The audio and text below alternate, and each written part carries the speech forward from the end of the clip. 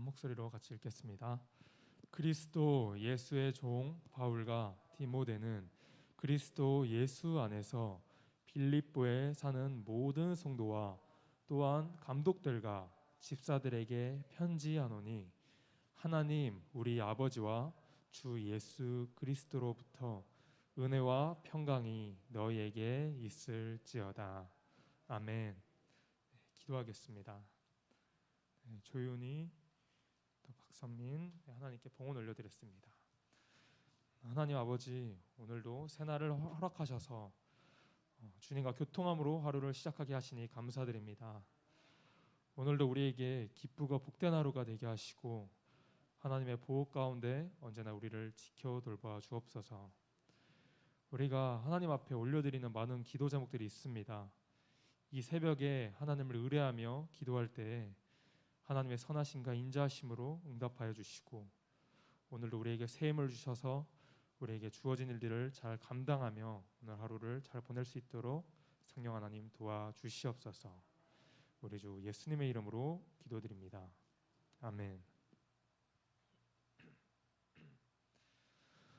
네, 오늘부터 새벽 예배 본문은 빌립보서로 들어가는데 오늘 빌립보서의 전반적인 개요에 대해 살펴보도록 하겠습니다. 빌립보 교회는 바울이 오늘날의 동유럽 지역에 세운 최초의 예수 공동체이며 그 이야기는 사도행전 16장에 나와 있습니다. 빌립보는 고대 마케도니아의 로마 식민지였는데 수많은 태역 군인이 거주한 까닭에 로마에 대한 애국심이 각별한 도시였죠. 그래서 바울은 그것에서 예수님이 세상의 진짜 왕이라고 선포할 때 반대에 부딪히게 되었습니다. 바울이 그것을 떠난 후에도 예수님의 제자가 된 빌립보 교인들은 계속되는 반대에 시달렸고 심지어 박해의 고통도 겪어야 했습니다.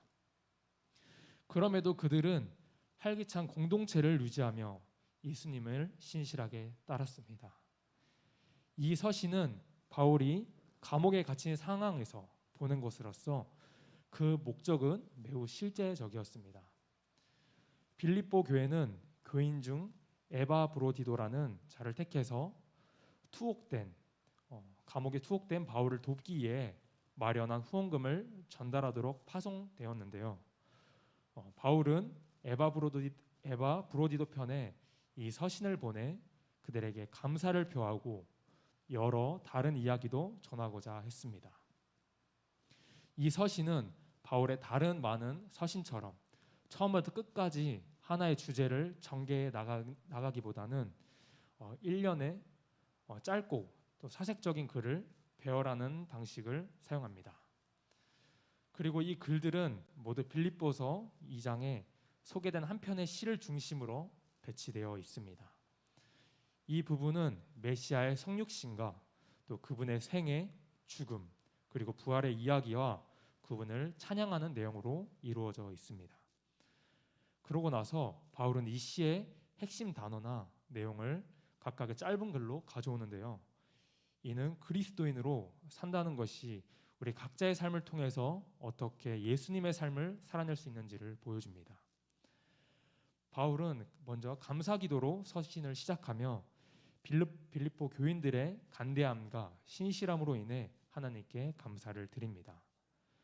그리고 하나님이 그들 안에서 시작하신 변화의 역사가 계속되었는데요. 그들이 더욱 크고 아름다운 믿음과 사랑의 모습으로 자라게 될 것을 확신합니다. 그런 다음 바울은 현재 그들이 분명히 걱정하고 있을 투옥 중인 자신의 근황을 전합니다. 로마 감옥에서 지내기란 결코 쉬운 일은 아니었지만 역설적이게도 그의 투옥은 예수님의 복음을 전진시키는 유익한 결과를 가져옵니다.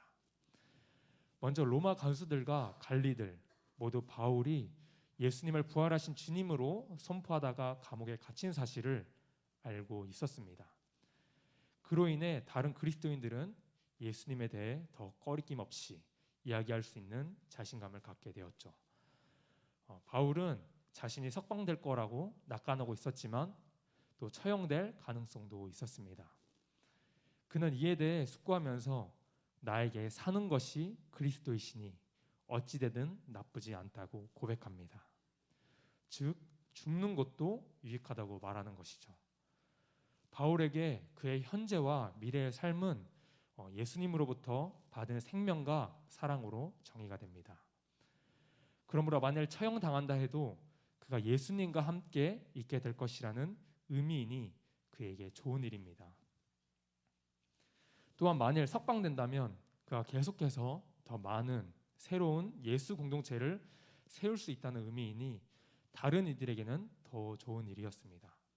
그리고 이게 바로 바울이 소망하는 바였습니다. 여기서 그의 생각의 흐름에 주목할 필요가 있는데요. 바울에게 진정한 희생이란 예수님을 위해 죽는 게 아니라 오히려 다른 사람들을 섬기기 위해 계속 살아있는 것이며 그게 바로 바울이 자기 자신보다 남을 더 사랑하셔서 고난받으신 예수님과 같은 삶에 동참하는 방법이었습니다. 그 후 바울은 빌립보 교인들을 향해 이와 같은 마음가짐으로 예수님의 본을 따르는 삶에 동참하라고 권면합니다. 그는 우리가 하늘의 시민으로서 그리스도의 복음에 합당하게 생활해야 한다고 말합니다. 빌립보 교인들은 로마 제국에 대한 애국심이 가장 뜨거운 지역에 살고 있었습니다. 하지만 그들의 삶의 방식은 진정한 왕이신 예수님을 따라 빚어져야만 했습니다. 이 때문에 그들이 박해를 당할 수도 있지만 두려워해서는 안 된다고 권면합니다. 예수님과 연합하기에 받는 고난은 예수님의 삶을 살아내는 하나의 방법이기 때문입니다. 이어서 바울은 빌립보서 2장에서 훌륭한 시를 소개합니다. 이 시에는 구약의 내용을 떠오르게 하는 표현이 가득한데요. 구체적으로 말하자면 아담과 그의 반역에 관한 창세기 1장부터 3장의 이야기, 그리고 고난받는 종에 관한 이사야서의 시들이 담겨 있습니다. 이 부분은 복음 이야기의 아름다운 요약판이라고 할 수 있는데요. 메시아는 인간이 되시기 전부터 존재하셨고 또 하나님과 동등한 영광의 자리에 계셨습니다. 그러나 하나님과 동등해지려고 했던 아담과 달리 그분은 자신의 유익을 위해 하나님과 동등됨을 취할 것으로 여기지 않으셨습니다. 오히려 그분은 자신의 신분을 비우고 인간이 되셨습니다. 그분은 모든 사람의 종이 되셨고 심지어 수치당하는 것조차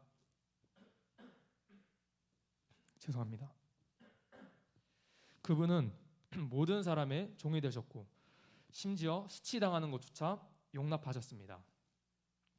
그분은 로마의 사형대에 올라가 죽음으로써 하나님 아버지께 순종하셨습니다. 그러나 하나님의 능력과 은혜로 인해 메시아의 수치스러운 죽음은 부활을 통해서 반전되었습니다. 그러므로 하나님은 예수님을 만유의 왕으로 지극히 높여 모든 이름 위에 뛰어난 이름을 주셨습니다. 그래서 만물이 메시아이신 예수님을 주님이라고 시인하여 하나님 아버지께 영광을 돌리게 하셨습니다. 여기서 이 마지막 선언은 참 인상적입니다. 바울이 인용하고 있는 이사야 45장의 이 구절은 만물이 이스라엘의 하나님을 주님으로 시인하게 될 것이라는 내용인데요. 바울의 요지는 아주 명확합니다.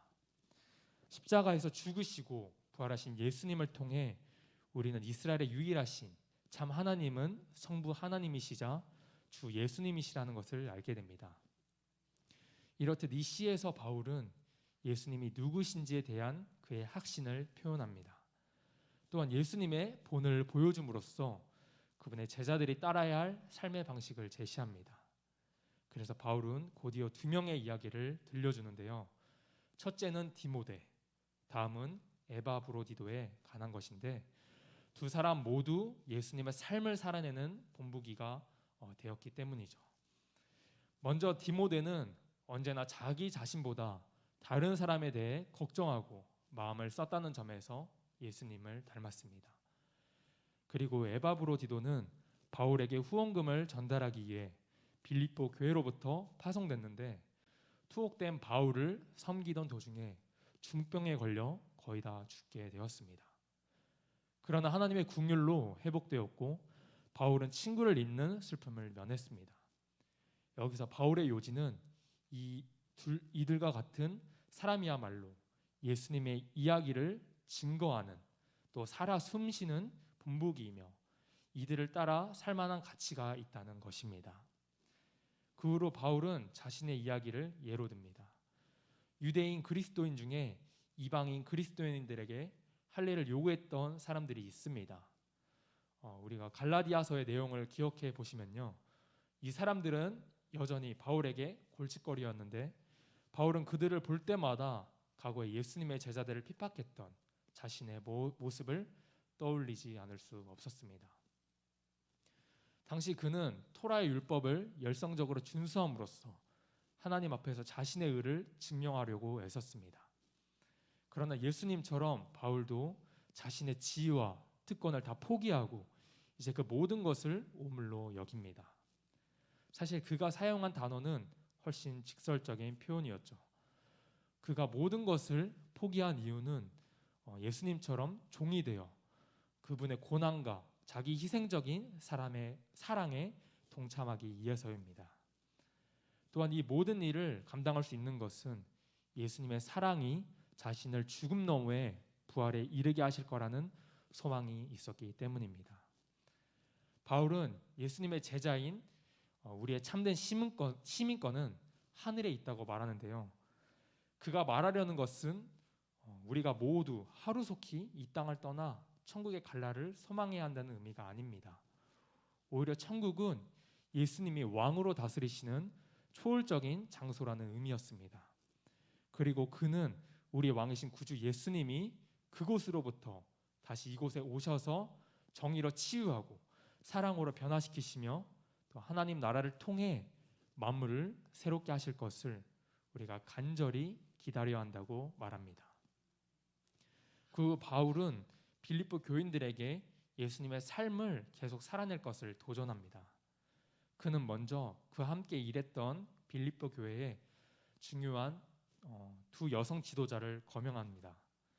그들은 모정의 불화를 겪고 있었는데 바울은 그들에게 겸손하신 예수님의 본을 따라서 부디 서로 화해하고 또 같은 마음을 품으라고 간청합니다.